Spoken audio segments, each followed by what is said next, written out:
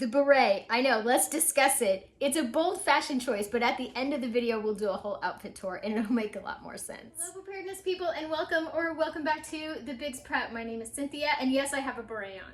Let's just move forward. Today, we're gonna look back. It's Flashback Friday and we are gonna look back, way back to 2020. And I posted 2 little minute-and-a-half videos and I've come a long way since then. Let's get right into it. Hello fellow travelers and welcome back to our Biggs adventure. I want to talk to you today about this venison that I canned up. I've got 25 pints of venison meat. I canned this pressure canned at 75 minutes, 10 pounds of pressure for my elevation. I was super busy canning that weekend. I remember just canning the entire weekend, venison, and more venison. And my canner certainly was busy. It's already bow season in Florida, so we have been blessed to have a deer already.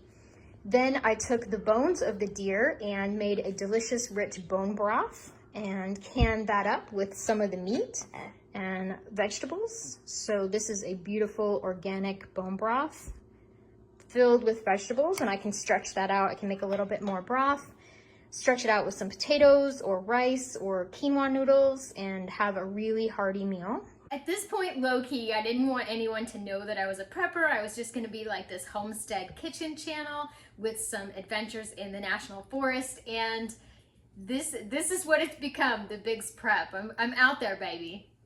So there's 14 of those and 25 pints of the straight up meat.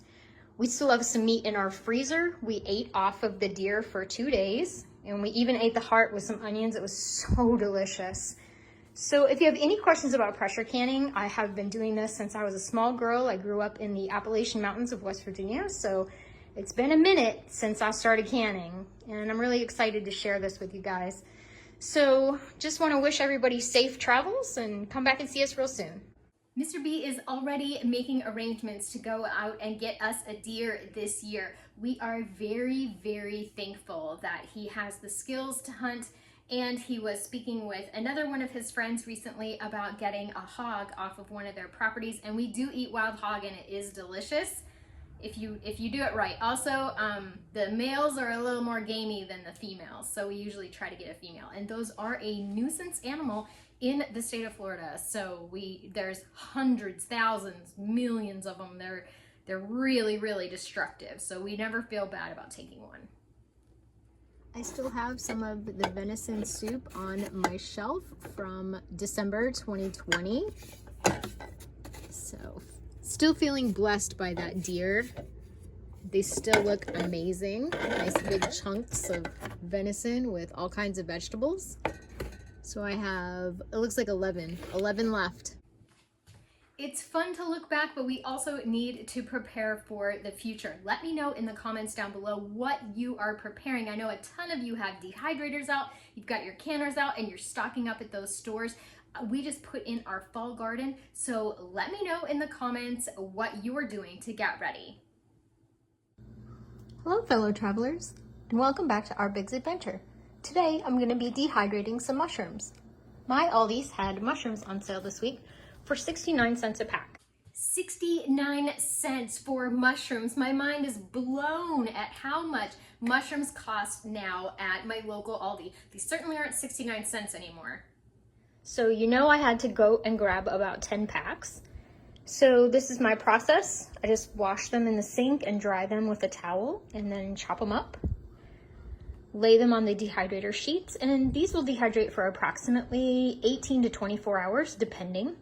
I have just a cheap Walmart dehydrator that was about $20. I really, really like it. It has 4 trays, and those are the trays all loaded up. They must have had a ton of mushrooms in stock for me to be able to get 10 and not be flagged as a limit or anything like that. Wasn't 2020 like way back 2019, 2018 when you could buy as much as you want and the prices were so low? Oh my gosh, I missed that a little bit. I miss it a lot actually. My dollar certainly did go farther on a lot of those hauls. And then when it's finished, they look like this. They are dehydrated and there's some oxygen absorbers in there.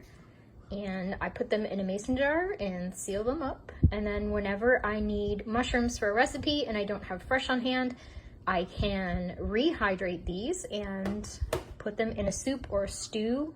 They're really good too if you eat them while they're crispy, which they're crispy in the jar, but if you eat them when they're crispy, they are almost a substitute for a potato chip. They're really yummy. Let's do a little tour of my Aldi and I'll give you a little section of the mushrooms and tell you how much they cost. I don't sprinkle anything on my mushrooms, I just leave them plain so that way I can use them in pretty much any recipe. If you have any questions about dehydrating mushrooms, please leave them in the comments below. Remember to subscribe.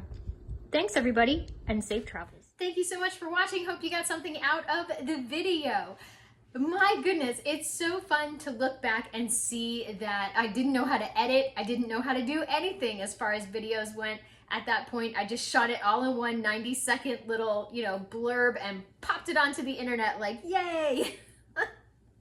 Thank you again for Flashback Friday in 2022 years ago. And remember everybody, I'd rather be a year early than a day late.